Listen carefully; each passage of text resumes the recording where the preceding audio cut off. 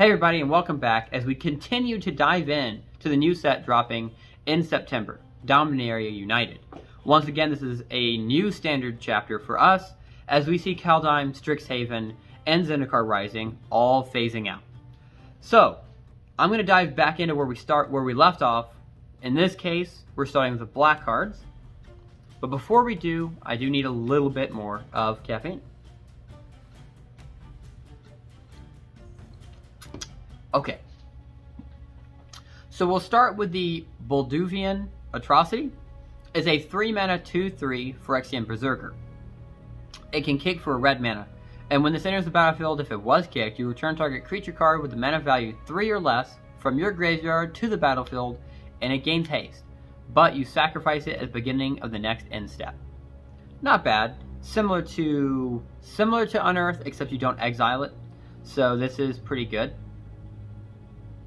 I think this sees play in Limited, for sure. I don't think that we see this in Commander.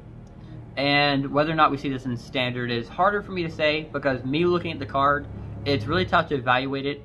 It compares really nicely to the old Dominaria cards that we've seen before, but in our today's meta, it's really hard to see if this would be able to hold up against cards that just produce more value than a card like this would.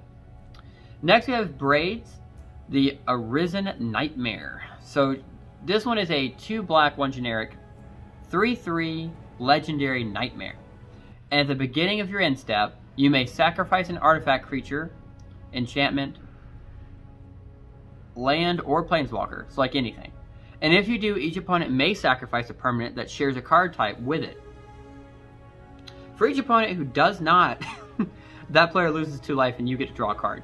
This is an evil Braids. We've seen Braids before, and we usually like to see Braids. In this case, we don't like to see Braids. This is evil. I love it. So in Limited, you definitely see this. In Standard, I believe you see this. And in Commander, I'm gonna see it.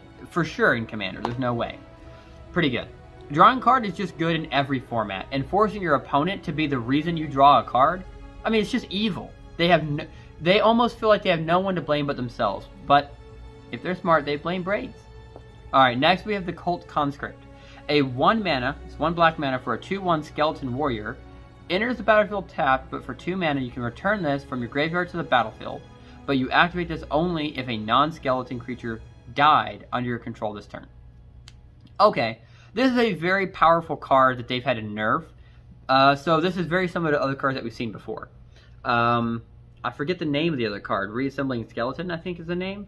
In Commander, it's a perfect sack outlet where you purposely sacrifice the card to produce mana to Phyrexian Altar or something, or some altar in general. You sacrifice it, you gain mana, and then you just pay the 2 mana and you bring it back. In this case, you can only do it if a non-skeleton creature also died under your control this turn. So it forces you to sacrifice something else before you sacrifice this. But as long as you sacrifice 2 things, then you can keep bringing this back. I still think that ends up being really strong. This absolutely goes into sack outlet Commander decks. Easy to include into those.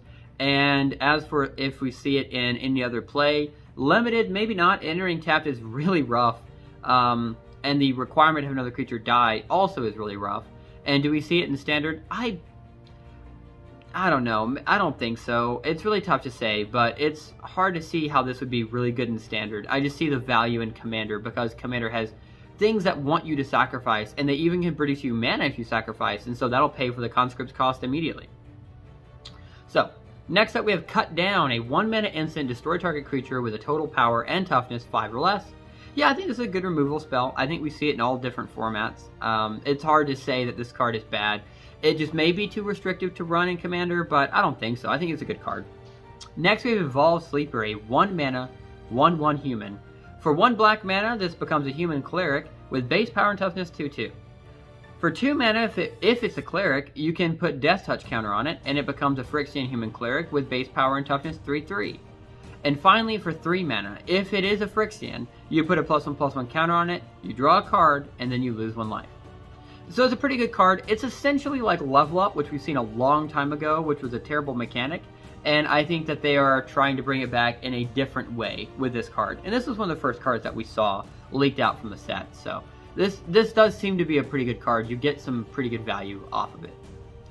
And then we have our card that's returning to us, Liliana of the Veil. This is a reprint for 3 mana, 2 black, 1 generic.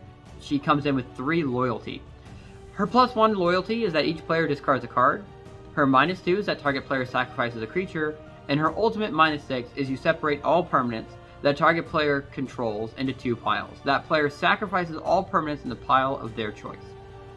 She's an evil person, very evil. I love this card. Making someone discard can work well in Commander. Making someone sacrifice a creature works well in every format.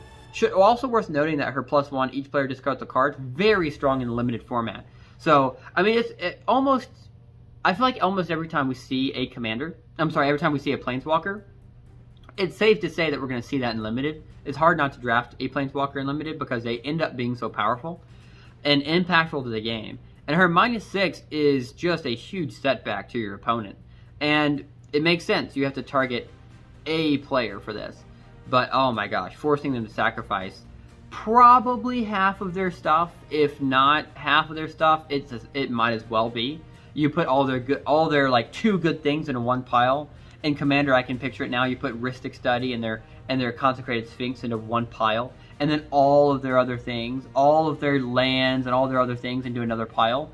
And her -6 just ended up being, they destroyed 2 of their strongest things because they need their lands to play the game. I almost feel like you put their lands into one pile and everything else into another. It's really rough it's a rough situation for them. Alright, moving on. We have the Monstrous War Leech. For 4 mana, it's a Leech Horror that can kick for 1 blue. And as this enters the battlefield, if it was kicked, you mill 4 cards. And this power and toughness are each equal to the highest mana value among cards that are in your graveyard. So, probably in Limited, this ends up being 3/3, maybe a 4/4 for 4 mana. For 4 mana, if you kicked it for 5 mana, you might be able to get this up to a 5/5. Maybe, depending on if you get... I don't even know if I should call it lucky. Mill decks are a thing in Commander. I think this is probably too expensive for Commander. But blue-black, like Dimir Mill, is a thing. So I feel like this fits well into that. This being a horror fits really well into the Baldur's Gate horror precon.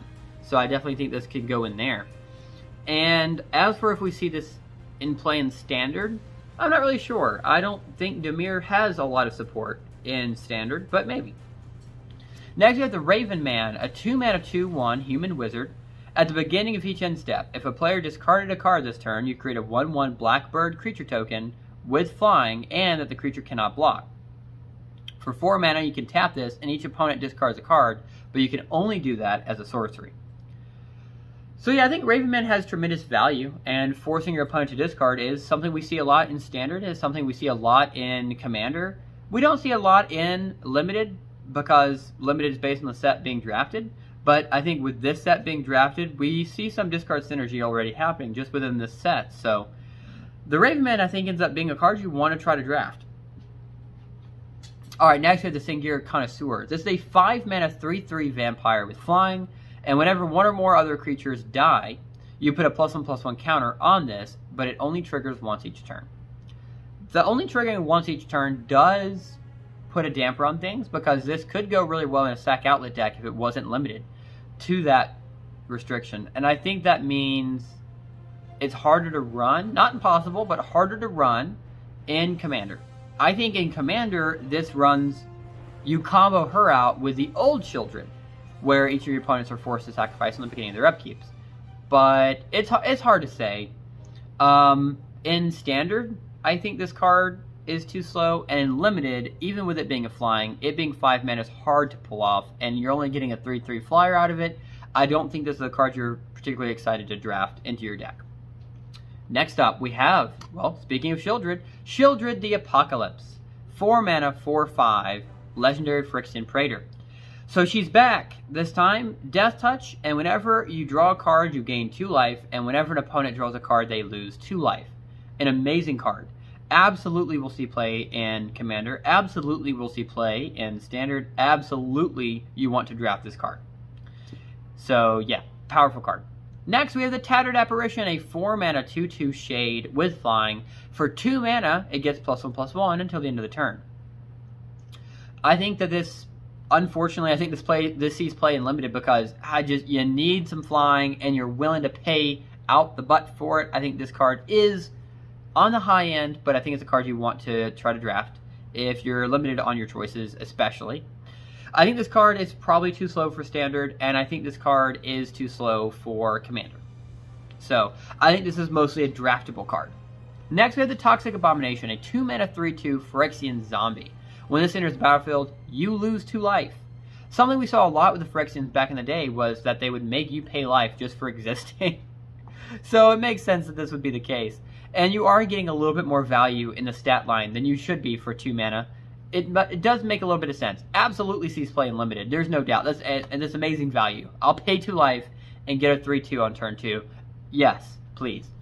In Standard, I don't think so, but maybe. It is still a 2-mana 3/2, and Standard is a little bit of a slower format, but we're seeing some high-value cards in Standard right now, and it just may not fit. And in Commander, I don't think this fits.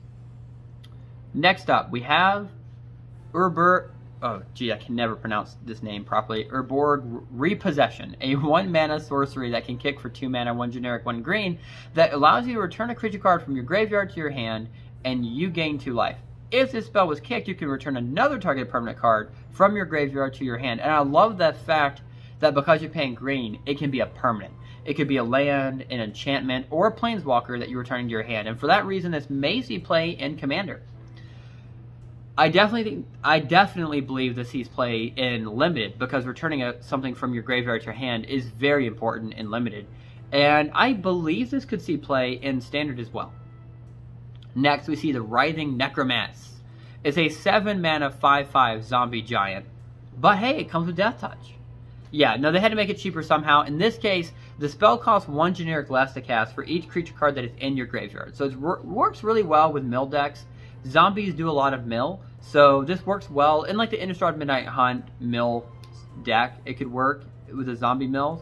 I think this card isn't great. I think for 5/5 Death Touch, you want to pay, if that's all it is, you want to pay 5 mana for it, maybe hopefully less. So if you can get at least 2 cards into your graveyard, then this I think ends up being okay. But in a Commander deck, I definitely see this being valuable to run. And in Standard, I think this could see play. In Limited, I don't think so. It's really hard, like I said before, to get your graveyard up. That being said, even in Limited, a 7-mana 5/5 Death Touch has some value. And it's not terribly pricey to pay for the stat line and the keyword ability that you're getting. So it may see play in Limited. And what really is upsetting about that, too, is you may not even care if it's discounted. You just kind of hope it is. By turn 7, it should be discounted. So you're playing it turn 6 instead, still being discounted. So odds are, I think this sees some play in all the formats. Alright, and that does it for the black. So next, we'll move into our red cards. We're going to start with the Chaotic Transformation, a 6-mana sorcery that exiles up to 1 target artifact, 1 target creature, 1 target enchantment, 1 target planeswalker, and or 1 target land. Each of these are up to, by the way, so 0 is a valid number for each of these. For each permanent that is exiled this way, its controller reveals a card from the top of their library and until they reveal a card that shares a card type with it, and you put that card into the battlefield and then shuffle. So this is very reminiscent of, and even in the art style, this is very reminiscent of a very famous Commander card. What is it? Chaotic Warp, I think it's called. So it was a 1 or 2 mana, essentially removal. You take care of a big card and you hope that they just get out a smaller card. But it forced you to target a creature. In this case, it's a really big, I need to control the game. So in Commander, it being 6 mana is rough, especially for red. But I have to see this in Commander. This is a very strong card. And I think this is based on Chaotic Warp. Or Chaos Warp. Maybe it's Chaos Warp. Next we have, sorry, not the next card. The other formats for Chaotic Transformation. We might see this in Standard, but it is pricey. It just does a lot. And even against one opponent, especially allowing you to exile 0 for a certain card type is huge. Because then you're not hurting yourself by casting the spell.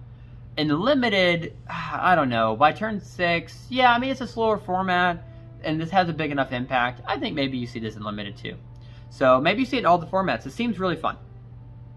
Next, we have the Dragon Whelp. This is a 4 mana dragon, 2/3 with flying, and for 1 red mana it gets +1 power until the end of the turn. If this ability has been activated 4 or more times, you sacrifice it at the beginning of the next end step. So this reminds me of other dragon whelps that we've seen before in the olden days. It's very cute, but I don't think that we see this in play in Commander. I personally run a dragon deck. I run Dragon, and of course in a deck like that it's really hard to fit dragon whelp in it. This might fit okay in the Furkrag deck, Commander deck that we saw from Baldur's Gate, since this is a dragon, and dragons proc a lot of different things in that Commander precon. So maybe if you pull this, this is something you try to fit into that deck. For Standard, I think this is probably too slow, and for Limited, I see this seeing play because flying is a big deal, and being able to buff it for 1 red mana, I certainly think this will see some play there. Next card, we see Jaya Fiery Negotiator, a 4 mana Planeswalker. She comes with 4 loyalty, and she has 4 different loyalty abilities. Her +1 is to create a 1/1 red monk creature token with prowess. A -1, exile the top 2 cards of your library, and oh geez. Exile the top 2 cards of your library, choose one of them. You may play that card this turn. Okay. Her -2, choose target creature an opponent controls, and whenever you attack this turn, this deals damage equal to the number of attacking creatures to that creature. Oh, that's pretty good. And her ultimate -8 is to give you an emblem that whenever you cast an instant or sorcery spell, you copy it twice, and you may choose new targets for those copies. Her ultimate is really strong. Her +1 is to create defenders, which is nice. Her other 2, I guess, her -2 is not bad either, because it is probably going to help remove something. In a red deck, you're going to be attacking with a lot of different creatures, so I can see the -2 being really good. The -1 is pretty standard for red, so that's pretty good. It's just taking away a loyalty may not be quite worth it for that. Some more caffeine. So I definitely think she's a Planeswalker, so we'll probably see her in all the formats. She is pretty good. Next, we have Keldon Flame Sage, a 3 mana 2/3 human shaman who has Enlist, and whenever this attacks, you look at the top X cards of your library, where X is its power. You may exile an instant or sorcery card that has a mana value X or less from among them and put the rest on the bottom of your library in a random order. You may cast the exiled card without paying its mana cost. This is a really good card, and I definitely think that we see this card in Commander, Standard, and in Limited. Next, we have Lightning Strike, a 2 mana instant that deals 3 damage to any target. Right off the bat, this is not evaluated fairly for Commander. We have Lightning Bolt, 1 mana, 3 damage instant. So we're going to take Commander out of this evaluation here. But looking at Lightning Strike, it definitely is good to have direct damage for Standard format and for Limited. So I definitely see this having a place for any of those that would be looking for direct damage. Next, we have up Molten Monstrosity, an 8 mana 5/5, but hey, it has Trample. Of course, they made it cheaper. This spell costs X less to cast, X being the greatest power among creatures that you control.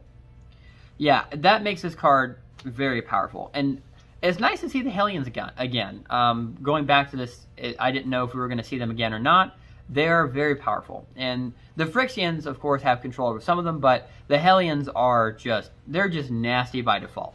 So this card, I think, ends up you wanting to cast it for 5 mana, so as long as you have a creature of 3 power or greater, then you're okay. So I think this card sees play in a lot of the different formats. Just the value for getting a 5/5 trample can be seen in all formats.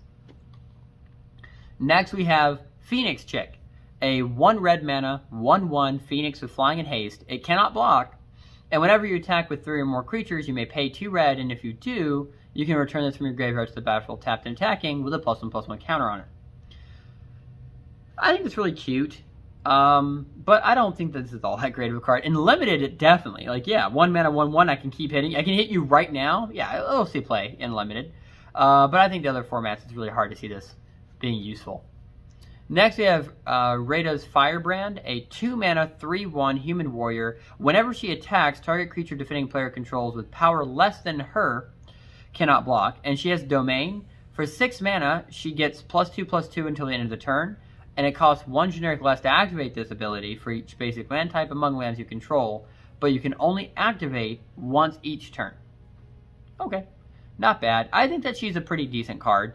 I think that she'll see play in all the different formats, just because an attack trigger is strong for War Commander. Next, we have the Shivan Devastator. It's 1 red and then X generic. A 0/0 Dragon Hydra that has flying and haste, and enters the battlefield with X +1/+1 counters on it. Definitely worth running in my Commander deck, where Dragon will be reducing the cost of X, so that'll be nice. I don't know how big dragons will be in Standard, but I'd like to see it in Standard. And in Limited, yeah, it'll come in with Limited, because it'll just be 1 power toughness less than you would want it to be for its mana value, and you're getting a flying and haste out of it, so I certainly think this sees play in Limited. I hope it sees play in Standard, and I expect I'll be running it in Commander especially. Next, we have the return of Squee, in this case as a Dubious Monarch. It's a 3-mana 2/2 legendary Goblin Noble with haste, and whenever it attacks, you create a 1/1 red Goblin creature token that's tapped and attacking, and you may cast this from your graveyard by paying 4 mana and exiling 4 other cards from your graveyard rather than paying its original mana cost. I mean, sure, it's going to cost more from the graveyard, that makes sense. I don't think that ability is the strong point. I think the attack trigger is where you're really getting the benefit, especially when this comes out with haste. So you are guaranteeing that attack trigger to happen 1 time. So I certainly expect to see this in play for Commander. I have to believe that this kind of value, you do get some value in Standard with this card, so I think it'll come in with Standard. And absolutely in Limited. Creating more bodies to hit the floor are going to make that valuable. A valuable card. For 3 mana, you're getting a 2/2 haste. Really, for 3 mana, you're getting 3/3 with haste. And that's what you'd expect to see for 3 mana, so I don't see why you wouldn't run this card in Limited. Next, we have the Temporal Firestorm, which is a crazy card because you're trying to imagine what the heck this does. Does it phase things out? Does it destroy things? Is it a board wipe? What is this? It's 5 mana that can be kicked for 2 mana, 1 white, 1 generic, and or 2 mana, 1 blue, 1 generic.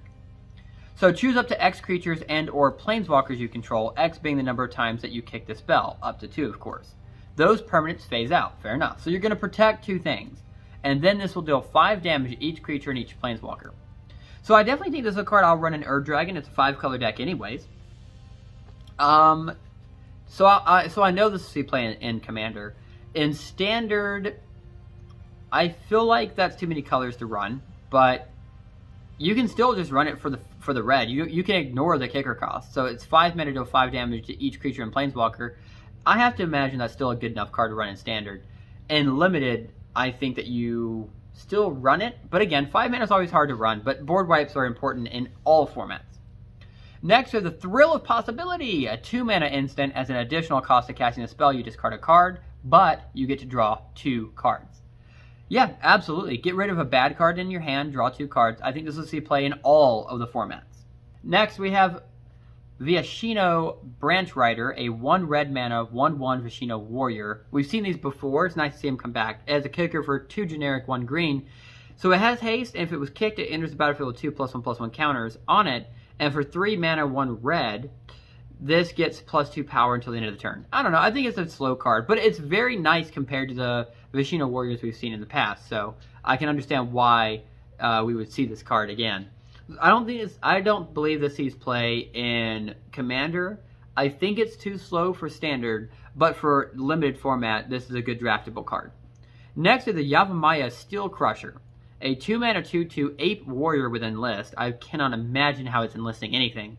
1 mana, sacrifice them and destroy target artifact. So 1 mana, destroy your creature and destroy an artifact on the board is really strong in Commander. That may be enough for this to see play. And for Standard, maybe even in Standard, with removing an artifact, that can be quite powerful. And in Limited, I certainly believe that this will see play. A 2 mana 2/2 is the right stat line, with Enlist making it even more powerful, and the ability to destroy an artifact if this card ends up being outpaced. So I definitely see this in all the formats. Alright, and that does it for red. So that'll be it for this video. Next up, we'll dive into the green cards for this format. For this set. I'm excited about the set coming out. I know there's a lot of hype around it. I just have so many cards to go over. So, until next time, later gamers.